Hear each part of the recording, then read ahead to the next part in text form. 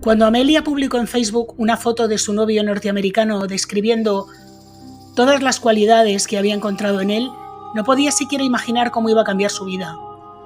A Amelia no se le pasaba por la cabeza que su querido Edward, que era un hombre desinteresado, generoso, sincero, alegre, optimista y un gran luchador, además de muy atractivo e inmensamente rico, no fuera quien decía ser.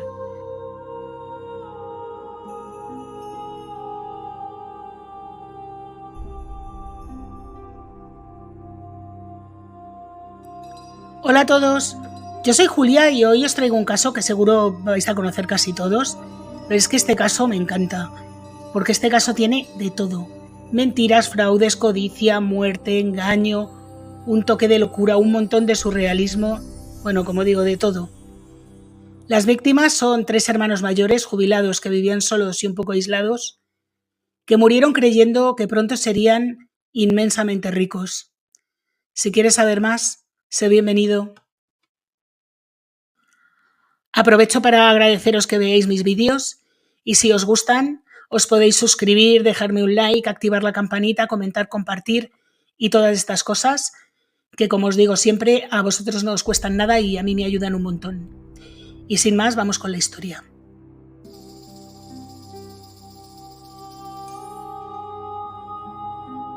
Nuestra historia comienza un día del año 2015 cuando Amelia, una mujer jubilada de 60 años que vive junto a sus 2 hermanos mayores en un pueblo de Madrid llamado Morata de Tajuña, decide abrirse una cuenta en Facebook. Amelia es, a juicio de los que la conocen, una mujer agradable, aunque un poco soberbia que encaja mal las críticas. Amelia vivía un pelín aislada, ya que no se la conocían más relaciones que las de la parroquia y sus hermanos, que yo creo que se aburría un poco y por eso decidió empezar a relacionarse con la gente a través de las redes sociales. Amelia, como ya he dicho antes, tenía 2 hermanos mayores, una mujer llamada Ángeles, que había sido profesora y también estaba jubilada, y un hermano con discapacidad que se llamaba José, aunque todos le llamaban Pepe, y eran sus hermanas quienes se encargaban de él. Los 3 nacieron en un pueblo de Ciudad Real llamado Torre de Juan Abad, aunque habían vivido casi toda su vida en Madrid, concretamente en el distrito de Ciudad Lineal, donde su padre también trabajó como portero durante toda su vida. Cuando los padres fallecen, se trasladan a vivir al número 4 de la calle Travesía del Calvario, en la localidad de Morata de Tajuña. Durante años fue su segunda residencia, aunque con el tiempo decidieron establecerse allí. La familia gozaba de una situación económica bastante desahogada, gracias a las pensiones de los 3 hermanos. Amelia había trabajado en un anticuario, Ángeles, como ya he dicho, había sido profesora y Pepe tenía una pensión por discapacidad.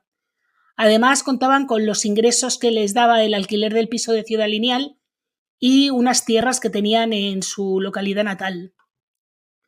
Las hermanas participaban activamente en la vida del pueblo y Amelia especialmente en las que organizaba la parroquia.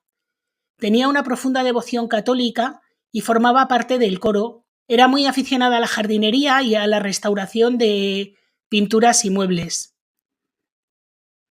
Es con este panorama y acostumbrada a la ajetreada vida que llevaba Amelia en Madrid, y yo creo que más aburrida que un hongo, cuando empieza a publicar en Facebook los típicos mensajes motivadores que se publicaban en aquella época, aquellos cuadritos con ositos y corazoncitos de vas a ser muy feliz y todas estas cosas. Bueno, el caso es que poco a poco se fue soltando y empezó a subir alguna que otra foto personal. Y es a partir de ese momento cuando los ciberacosadores empiezan a mandarle mensajes porque la ven carne de cañón. A pesar de todo, Amelia no hace mucho caso hasta que aparece un supuesto militar estadounidense llamado Edward, que dice ser un militar de altísimo rango, completamente forrado, que estaba destinado en Afganistán y que se había enamorado locamente de Amelia nada más ver sus 3 fotos en Facebook. Le dijo textualmente: estuve un rato mirando tu página, mirando tu hermosa foto, y me asombró la increíble belleza con la que Dios te creó. Tengo muchas ganas de saber más acerca de este hermoso ángel con el que estoy bendecido. Madre mía, qué manera de escribir, pero bueno, en fin. Ella debió achacarlo a que el hombre era estadounidense, no un cursi redomado, pero bueno, en fin. Y ella, como muy coqueta, le contesta: «Esos son tus ojos». Ay, Dios. De verdad que es para reírse. Si no fuera tan horrible lo que pasó, madre mía. A los pocos días de comenzar a hablar con este hombre, el tal Edward le dice: «Te ves muy hermosa y atractiva, pero no es muy seguro hablar por aquí. Podemos pasarnos a WhatsApp», le dice Edward. Y ella no se lo piensa ni un momento y comienza ahí a chatear con el militar buenorro. Y nada, a los 3 días se hacen novios, se comprometen y se prometen amor eterno. Y nada, a los pocos días de comprometerse, al pobre Edward le empiezan a pasar una serie de catastróficas desdichas que siempre, siempre, siempre requieren de dinero para solucionarse. Y claro, ahí estaba su amada para solucionarlo todo. Aunque el hombre era inmensamente rico, nunca tenía dinero ni para traslado, ni para pago de impuestos, ni para enfermedades, lesiones, bueno, como digo, una serie de catastróficas desdichas una detrás de otra. Y ella venga a mandarle pasta, que si 1.000, que si 2.000, que si 3.000 euros. En fin, alucinante. Y alucinante también que este hombre no conociera a nadie más en el mundo que a Amelia para solucionarle la papeleta. O sea que un hombre de 70 años, a la única persona que conoce y puede recurrir es a Amelia. No sé, yo es que alucino un poco.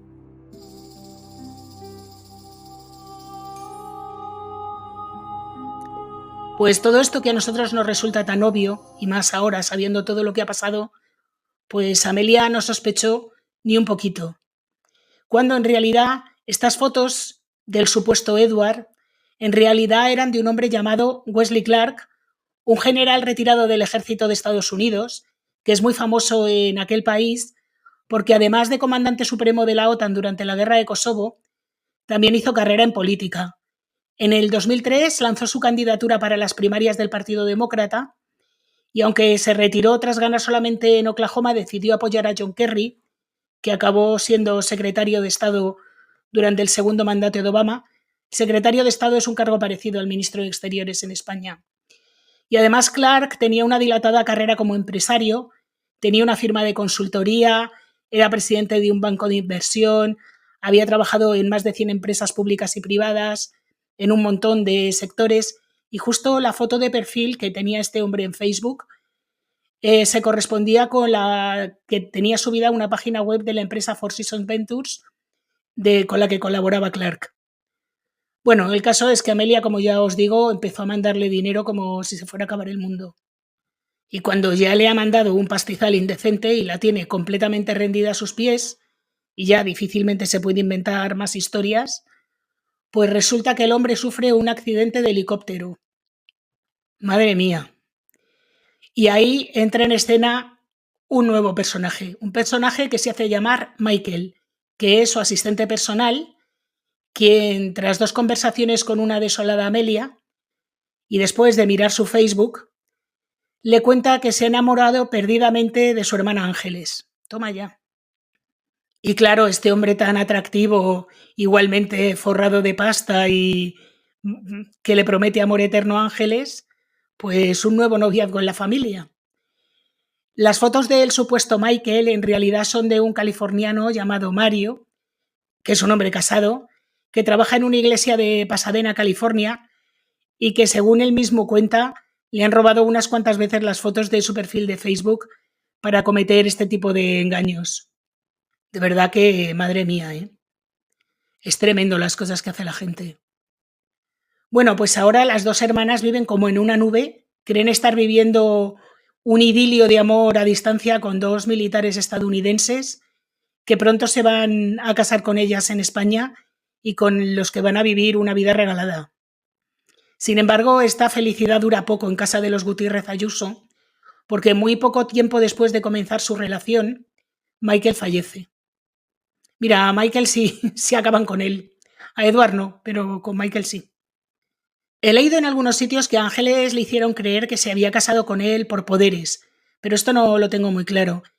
El caso es que cuando Michael fallece, le deja a Ángeles una herencia de 7 millones de euros en dinero contante y sonante, además de casas y hoteles en Nueva York.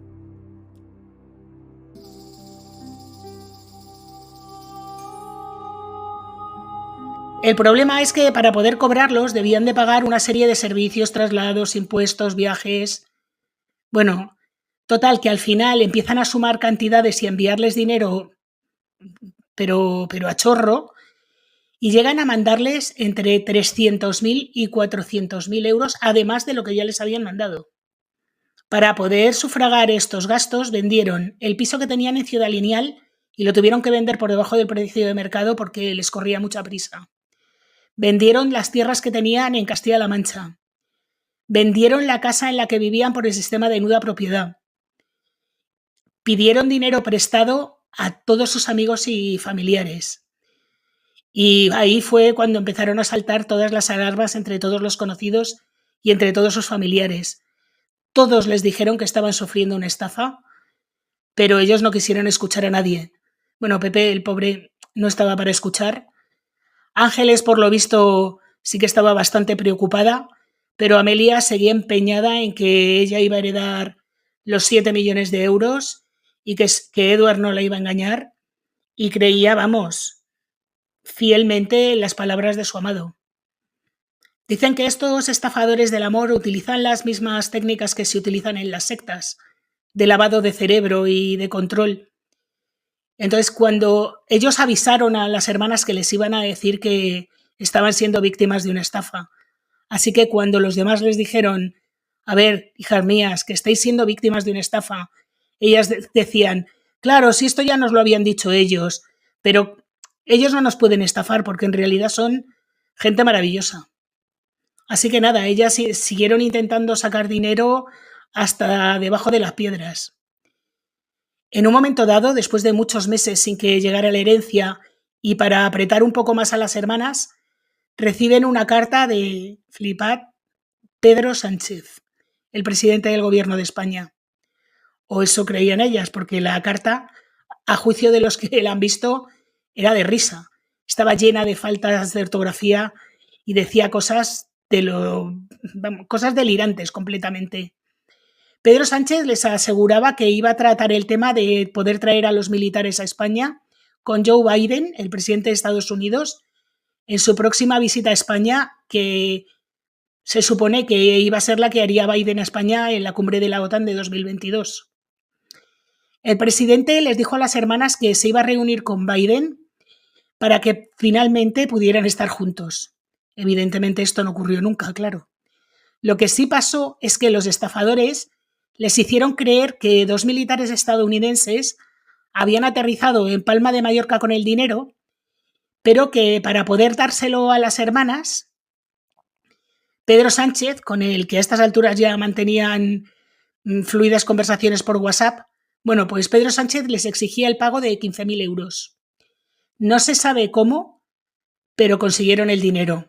Lo que no consiguieron nunca fueron los 7 millones de euros. De nada sirvieron las advertencias de sus amigos ni que las tropas estadounidenses abandonaran Afganistán en verano de 2021, que Amelia seguiría creyéndose a pies juntillas la historia. Es que se lo tragaba todo. Eso dicen sus conocidos. Por lo visto había gente que le decía, ¿pero para qué queréis 7 millones de euros si vosotras ya vivís muy bien? Y ellas decían, ya, pero con 7 millones viviríamos mucho mejor. ¿Cómo os quedáis? Yo creo que en este punto habían llegado a un punto ya de no retorno. Es que tenían que creerse la historia sí o sí, porque es que si no se la creían, si ellas echaban marcha atrás, se pegaban un tiro ellas solas. No sé. Yo creo que creían porque tenían la necesidad de creer, pero esta historia se vuelve un poco de aquella manera, ¿eh? Mientras tanto, Amelia seguía enviando no solo su pensión y sus ahorros a los estafadores, sino también los de Amelia y los de Pepe. Y los otros pobres, que vivían abducidos por su hermana, ni protestaban ni levantaban la voz. Al parecer en el pueblo a los hermanos los llamaban los Amelia, porque ahí la única que opinaba era la hermana pequeña. Al parecer alguna vez Ángeles había dicho, diles que por lo menos me devuelvan el dinero que les he dado, yo ya no quiero que me manden la herencia, ya por lo menos que me devuelvan el dinero que les he dado, no quiero nada más. Pero Amelia siguió empeñada. Y es en este punto de la historia cuando ya no le pueden pedir dinero ni al banco, ni a los familiares, ni a los amigos, cuando entra en escena Dilawar Hussain Fasal, un hombre pakistaní nacionalizado español en el año 2022 de 42 años, al que apodaban el Negro. Al parecer, las hermanas acudían regularmente a su locutorio en Arganda del Rey para enviar dinero. Al principio lo hacían a través de las oficinas de correos, pero en correos no se admiten transferencias de más de 3.000 euros al día por persona, y ellas habían superado todos los límites y ya no querían hacerle transferencias en ninguna oficina de correos de Madrid. Así que tuvieron que recurrir al tema de los locutorios. Claro, este hombre, Dilawar, vio que estas mujeres movían grandísimas sumas de dinero y cuando le contaron que estaban utilizando el dinero para pagar los impuestos de una herencia y que necesitaban unas fuentes dicen que 25.000, otros que 50.000, otros que 60.000. Realmente creo que la cantidad aquí no es lo importante. Bueno, lo importante es que le pidieron el dinero a este hombre, con la promesa de que le devolverían el doble de lo que él les había prestado. Y como este hombre veía que habían movido tanto dinero, las creyó. O sea que en un principio este hombre también fue una víctima de la estafa del amor. Una víctima colateral, pero una víctima al fin y al cabo. El hombre vendió su negocio, que no iba muy bien, y todo lo que tenía para prestarle el dinero a las mujeres.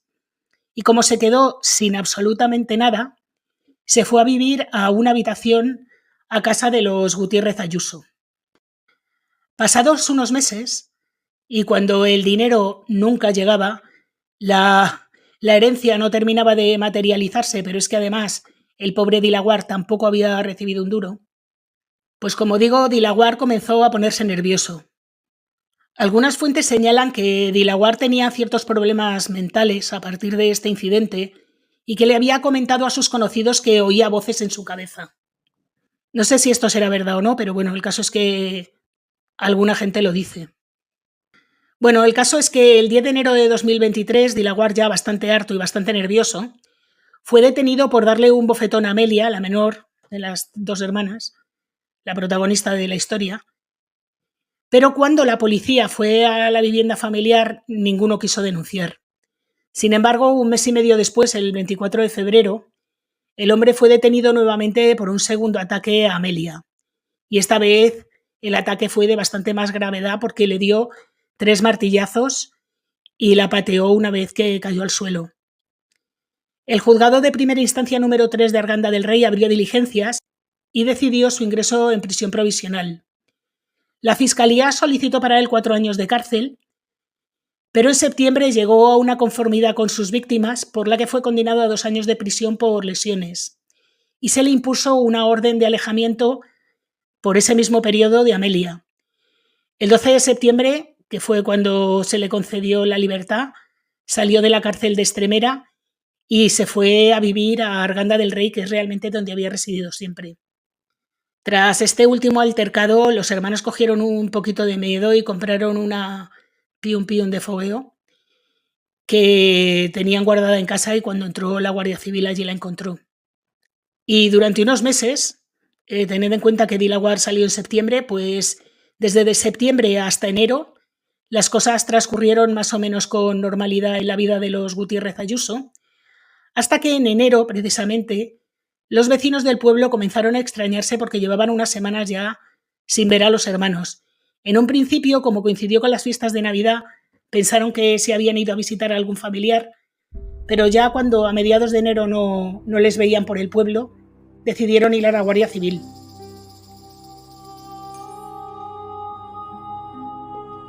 La Guardia Civil obtuvo una orden para poder entrar en la vivienda y cuando entraron, encontraron los cuerpos de los 3 hermanos sin vida, con signos de violencia, parcialmente quemados y apilados unos encima de otros.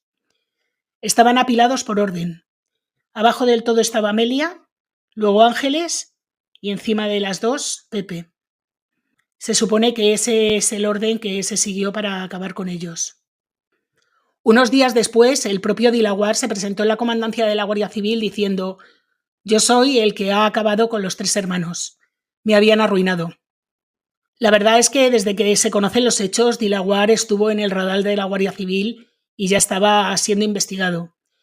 Y aunque en un principio es el único detenido, la investigación siempre ha contemplado el hecho de que hubiera podido recibir ayuda tanto para llegar a la vivienda porque él no tenía coche y también para esconder el arma con el que se hizo todo esto, que se supone que es una barra de hierro. Y esto se supone que alguien le ayudó a deshacerse del arma porque él dio explicaciones muy vagas de dónde estaba, que se había deshecho de él, pero las explicaciones que dio no ayudaron a encontrarla. Así que piensan que alguien hizo ese trabajo por él. Los agentes a día de hoy siguen investigando los registros de las conexiones a las antenas de Morata el 17 de diciembre, que es el día que se supone que ocurrieron los hechos, en busca de pruebas que permitan rellenar esas lagunas que ha dejado hasta ahora la declaración de Dilawar, que parece que cuenta las cosas como a trozos. Fuentes cercanas al caso aseguran que el acusado entró en la vivienda con llave, que no forzó ninguna puerta y que pilló a los hermanos por sorpresa. Después de ser detenido, su abogada, Natalia Checa, con un par, la tía, solicitó la puesta en libertad de su cliente alegando que necesitaba trabajar para enviar dinero a su familia. Al parecer, Dilawar tenía 3 hijos en Pakistán. Y esta misma abogada dijo que no existía riesgo de fuga después de haber estado 25 años residiendo en España. El juez dice que ni de coña, que tiene medios para poder salir del país, aunque sea utilizando sus propias piernas. Y además el titular del juzgado número 5 de Arganda del Rey indica que toda su familia reside en Pakistán, que es un país sin acuerdo de cooperación judicial con España. Así que en libertad provisional no se quedó, lógicamente. Y afortunadamente, también te digo. Así que Dilawar fue enviado a prisión y allí comienza la tercera parte de nuestra historia. Porque he dicho que afortunadamente no le dejaron salir, pero afortunadamente para todos no. Porque cuando estaba en prisión se cargó a su compañero de celda, un mes solo después de haber entrado, con una pesa de 2,5 kilos que había afanado del gimnasio de la cárcel. Le dio varios golpecitos en la cabeza y en la cara a un recluso de origen búlgaro de 39 años y le causó fracturas en el cráneo que acabaron con su vida, claro. Y al que le habían colocado en la celda para que le hiciera de guardián, digamos, porque tenía ciertos riesgos de autolesión. Este búlgaro estaba en prisión por violencia doméstica. Después de acabar con él, se duchó, se cambió de ropa, tapó el cuerpo con una manta, metió las pertenencias de la víctima en 2 bolsas y se comunicó por el interfono de su celda con los funcionarios para decirles lo que había hecho. El crimen se cometió a las 2:30 de la madrugada del 15 de febrero, al parecer tras mantener fuertes discusiones por la falta de higiene del fallecido y porque, según relató Dilawar, su compañero de celda le miró cuando estaba desnudo, a su modo de ver, con ánimo homosexual. A mí me tiene que explicar alguien cómo se mira con ánimo homosexual. No con mirada lasciva, no, con ánimo homosexual. No sé. Ay, mira, yo, de verdad, este hombre, yo no sé si no estaba bien, si tiene algún problema mental, pero hace cosas muy extrañas. Bueno, el caso es que a este hombre es prácticamente seguro que le va a caer prisión permanente revisable, porque después de hacer todo lo que ha hecho, con la violencia que lo ha hecho, no creo que haya más opción. Pero bueno, todo es posible. Y bueno, realmente hasta aquí el caso, que me parece un caso tremendo, pero ahora os voy a contar unas cuantas cosas que a mí me parecen importantes en este caso y que creo que tengo que comentar. Por un lado, el perfil de las víctimas de las estafas del amor, que mucha gente se piensa que suelen ser mujeres mayores de 60 años sin mucha experiencia en redes sociales, pero realmente los datos demuestran otra cosa. Al parecer, los hombres han pasado a ser unas víctimas muy importantes en este tipo de estafas, aunque ya más que estafas del amor se las puede considerar como estafas sexuales. Y desde 2021 las denuncias por este tipo de estafas han aumentado en un 53%. Y aunque es verdad que el 75% de los casos sucede en personas mayores de 60 años, también hay altas tasas de victimización cuando se trata de timos amorosos entre gente menor de 25 años. Se calcula que entre un 15 y un 20% corresponde a esta franja de edad. Así que hay que tener cuidado en todas las edades. Y por lo que respecta a los estafadores, que en este caso es alucinante, pero no se les puede perseguir, porque realmente sí han engañado, es un fraude, pero encuéntralos, eso lo primero. Y ellos realmente no son los culpables de que acabaran con la vida. A ver, sí son los que motivaron la ruina que provocó todo lo demás, pero ellos de su propia mano no causaron los crímenes. Y bueno, lo que cuenta la policía respecto a este tipo de estafadores es que puede haber un único individuo detrás, pero normalmente lo que suele haber es un grupo organizado que se turna, hace turnos para ir refrescando un poco el tipo de mensajes que se envían. Y era fácil reconocerlos antes porque solían meter sus frases en el Google Translator y salían cosas muy, muy raras. Pero ahora con la inteligencia artificial los mensajes son bastante más complicados de descifrar y se han producido estafas verdaderamente notables como el de esta mujer de Granada que le envió 170.000 euros al que ella pensaba que era su novio, Brad Pitt. Luego hubo también otra operación de la Guardia Civil en la que se detuvo a 13 personas por estafar hasta 250.000 euros haciéndose pasar por actores famosos de Hollywood. Pero a mí el que de verdad me parece de traca, y no le estafaron tanto dinero, pero es que me parece tan increíble, estafaron a una mujer japonesa dinero, 30.000 euros, haciéndose pasar por un astronauta que necesitaba dinero para volver a la Tierra.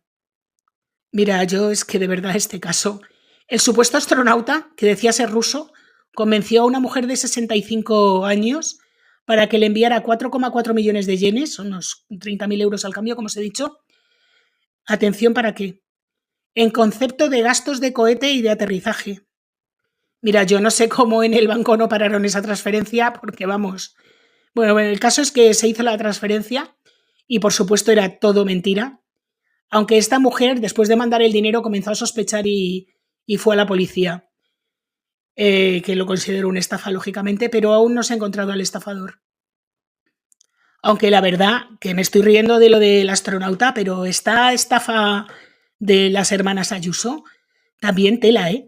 Porque es que había implicados 4 continentes, había gente en África, gente en Afganistán, en Pakistán, en España y en Estados Unidos.